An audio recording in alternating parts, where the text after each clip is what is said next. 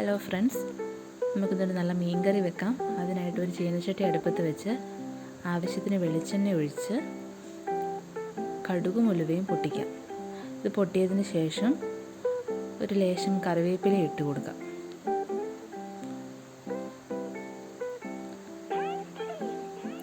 ഇനി നമുക്കൊരു വലിയ കഷ്ണം ഇഞ്ചി, ഒരു തുടം വെളുത്തുള്ളി, ഒരു പച്ചമുളക് കീറിയതും കൂടെ ഇട്ട് അതിൻ്റെ പച്ചമണം മാറുന്നത് വരെ ഒന്ന് വഴറ്റി കൊടുക്കാം. ഞാനിതിലേക്ക് കശ്മീരി മുളക് പൊടിയാണ് ചേർത്ത് കൊടുക്കുന്നത്. ഒരു 4 വലിയ ടേബിൾ സ്പൂൺ കശ്മീരി മുളക് പൊടിയും ആവശ്യത്തിന് മഞ്ഞൾപ്പൊടിയും കൂടെ ചേർത്ത് നമുക്കൊന്ന് വഴറ്റിയെടുക്കാം.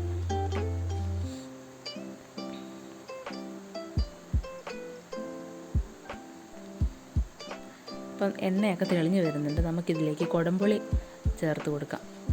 ഞാൻ നേരത്തെ ഒരു 5 കുടംപുളി കുറച്ച് വെള്ളത്തിലിട്ട് വെച്ചിട്ടുണ്ടായിരുന്നു. ആ വെള്ളമടക്കം നമുക്ക് അരപ്പിലേക്ക് ചേർത്ത് കൊടുക്കാം.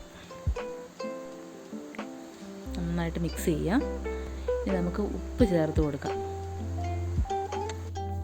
ഈ ആവശ്യമായ ഉപ്പും കൂടെ ചേർത്ത് നമുക്ക് നന്നായിട്ടൊന്ന് മിക്സ് ചെയ്യാം.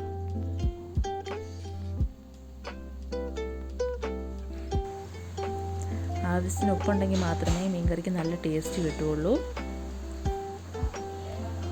ഇനി മീൻ വേകാനുള്ള വെള്ളവും കൂടെ നമുക്ക് ചേർത്ത് കൊടുക്കാം.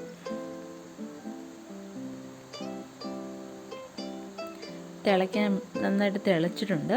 നമുക്കിൻ്റെ അതോടെ മീനിൻ്റെ കഷ്ണങ്ങൾ ഇട്ട് കൊടുക്കാം.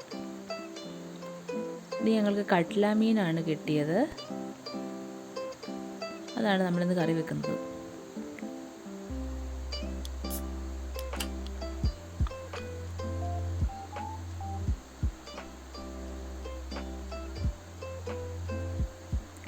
വേകാൻ വേണ്ടിയിട്ട് നമുക്കൊന്ന് മൂടി വെക്കാം. നന്നായിട്ട് തിളയ്ക്കുന്നുണ്ട്. 10 മിനിറ്റ് കഴിഞ്ഞപ്പോൾ തന്നെ കറി ഏകദേശം വെന്തു.